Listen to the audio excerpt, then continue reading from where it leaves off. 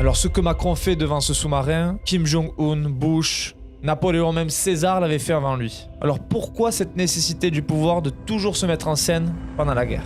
Depuis quelques jours, il y a une image qui fait le tour du monde. C'est celle d'Emmanuel Macron qui chante a cappella la Marseillaise devant un sous-marin nucléaire. Alors cette vision du chef de l'État devant une superpuissance militaire qui devient lui-même un symbole de la nation, ce n'est pas nouveau, c'est pas une image nouvelle.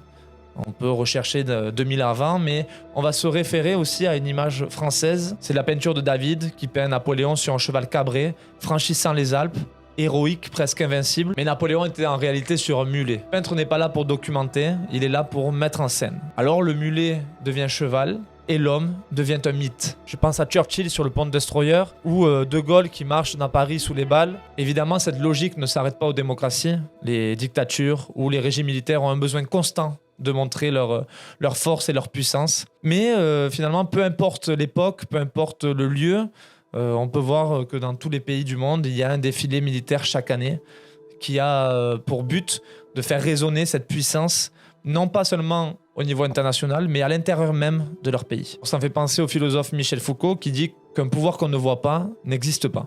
Et c'est pour ça que ce sous-marin dans l'eau, s'il n'y avait pas la Marseillaise autour, s'il n'y avait pas ce discours et toutes ces armées qui l'entourent, finalement le public ne verrait qu'un objet dans l'eau, quoi.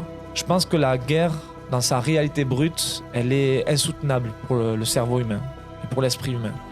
On parle de mort, on parle de peur, on parle de civilisation et de peuples entiers décimés. Je pense que c'est inacceptable. Donc, dans un instinct de survie, on crée des symboles, on écrit un récit.